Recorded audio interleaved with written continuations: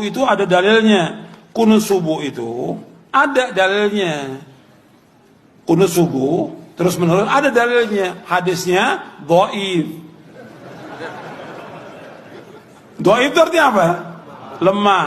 Lemah itu boleh dipakai atau tidak? Nggak boleh dipakai. Ingat tuh, hadisnya ada dhaif. Kalau dhaif nggak boleh dipakai. Bahkan ada sahabat bertanya, seorang anaknya dari sahabat bertanya, wahai ayahku, engkau pernah sholat di belakang di belakang Rasulullah SAW, Abu Bakar, Umar, Uthman, Ali, radhiyallahu ajma'in. Apakah mereka kunut subuh? Dijawab oleh bapaknya, ai bunayya muhdatsun, wahai anakku, kunut subuh itu muhdats. Apa makna muhdats? Beda. Bahkan lebih tegas lagi di Sunan Nasai dijelaskan, ai bunayya bid'atun, wahai anakku, kunut subuh itu bid'ah. Kalau bid'ah nggak boleh kita ikut. Sekarang kalau kita sholat di belakangnya orang yang kunut subuh, ya kita memperbanyak baca pujian kepada Allah. Bisa kita baca Rabbana lakal hamdu terus kita ulang-ulang sampai 10 kali nggak ada masalah. Bahkan Nabi pernah membaca li rabbil hamdu li rabbil hamdu li rabbil hamdu li rabbil hamdu terus sebanyak-banyaknya. Bab saat itulah saat memuji kepada Allah. Mereka kunut, biarkan mereka kunut. Kita baca pujian kepada Allah. Jangan ikut kunutnya dia. Tapi kalau dia sujud, wajib ikut. Karena kita bermakmum dengan imam. Nggak boleh kita menyalahi imam.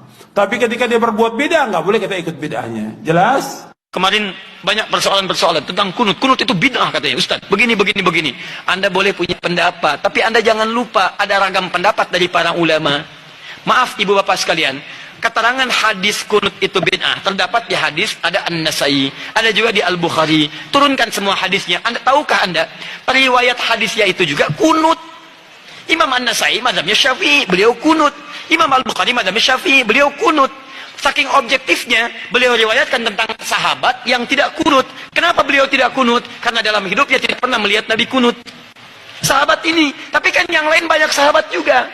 Di ketika Nabi berjalan, tidak semua sahabat ikut. Nabi ke Badar, sebagian sahabat ikut. Nabi ke Uhud, sebagian sahabat ikut. Tidak setiap tempat sahabat ikut semua. Saya mau ke Uhud ya, semua Madinah ikut ke Uhud. Madinah kosong. Saya ke Badar ya, saya ke Taif ya, apa semua ikut? Tidak, semua menyebar. Makanya ketika Nabi perjalanan, sebagian sahabat ikut. Nah, ada seseorang yang ketika berada di belakang Nabi, setiap dia sholat di belakang Nabi, dalam keadaan subuh, Nabi tidak kunut. Sedangkan sifat sahabat itu mengamalkan apa yang dilihat. Jadi yang dia lihat itu yang diamalkan. Misal, Wa'il bin Hujur, sholat di belakang Nabi, Nabi turun pakai lutut. Abu Hurairah sholat di belakang Nabi, Nabi turun sujud pakai telapak tangan.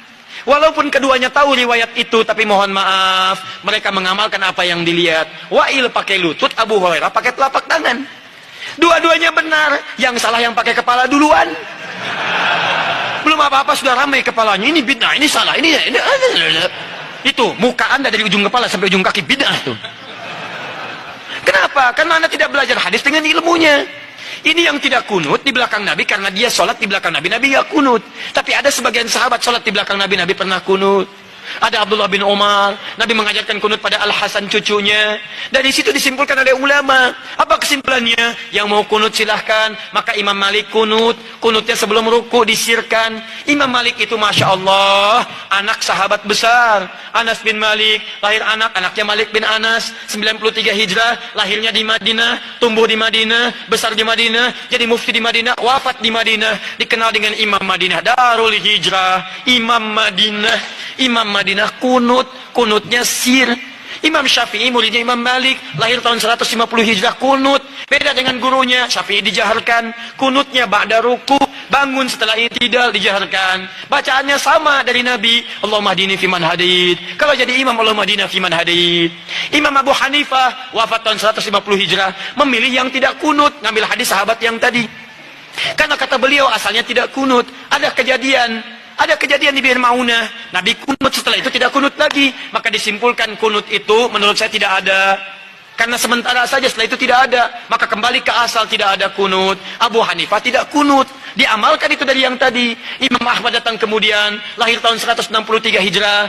Imam Ahmad muridnya Imam Syafi'i, Syafi'i muridnya Imam Malik. Imam Malik masa yang sama dengan Imam Abu Hanifah, wafatnya duluan Abu Hanifah. Apa yang terjadi dengan Imam Ahmad? Kata Imam Ahmad, saya ambil yang pertengahan, tengah-tengah saja. Ini kunut jahar, ini tidak kunut. Saya ambil tengah-tengah. Apa tengah-tengahnya? Nabi kunut saat ada peristiwa besar membutuhkan doa. Sebelumnya tidak kunut. Saat ada peristiwa itu beliau kunut. Setelah itu tidak kunut lagi. Menurut pemahaman Imam Ahmad bin Hanbal. Maka saya simpulkan kunut itu saat ada peristiwa besar saja yang butuh doa. Peristiwa besar butuh doa namanya nazilah. Maka dikenal dengan kunut nazilah. Tapi hebatnya Imam Ahmad dengan Imam Syafi'i tidak ada masalah. Salat di belakang Imam Syafi'i beliau kunut. Imam Syafi'i salat di belakang Imam Ahmad beliau tidak kunut. Imam Syafi'i datang ke tempat Imam Abu Hanifah. Imam Abu Hanifah sudah wafat. Ketika beliau memberikan ilmu di tempatnya, kemudian diminta jadi imam saat subuh, beliau tidak kunut. Selesai itu kata muridnya, "Syal Imam, kenapa anda tidak kunut?" Kata Imam Syafi'i, "Saya menghormati pendapat di tempat Imam Abu Hanifah yang tidak kunut." Luar biasa.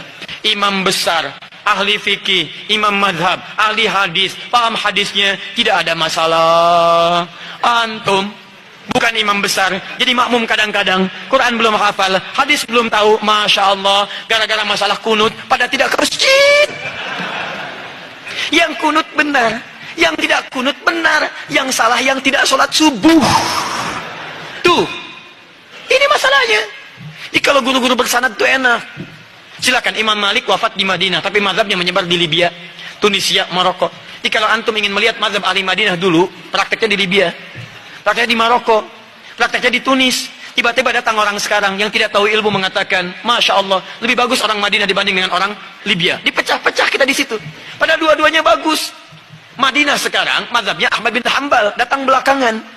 Yang dipraktekkan di Madinah dulunya mazhab Imam Malik, datang Imam Syafi'i, dipraktekkan Imam Syafi'i. Sekarang, maaf, yang pimpin itu mengambil mazhab Imam Ahmad bin Hanbal, dipraktekkan di dalamnya, dipraktekkan mazhab Imam Ahmad bin Hanbal. Kalau anda ingin melihat Madinah tempo dulu, pergi ke Libya, pergi ke Tunisia, pergi ke Maroko, pergi ke Aljazair, itulah mazhab Imam Malik di sana. Kalau ingin melihat kekinian, pergi ke Saudi, ada di Ummul Qura, ada di Madinah, ada sekitarannya mazhab Imam Ahmad bin Hanbal. Kalau ingin Imam Asy-Syafi'i, pergi ke Mesir, pergi ke Syria. Kalau ingin lihat Imam Abu Hanifah, pergi ke mana? Ke Pakistan, ke India, sebagian Cina. Kalau ingin melihat keempat-empatnya, Abu Hanifah, Malik, Asy-Syafi'i, Ahmad bin Hanbal, pergi ke Indonesia. Jangan pergi kemana-mana.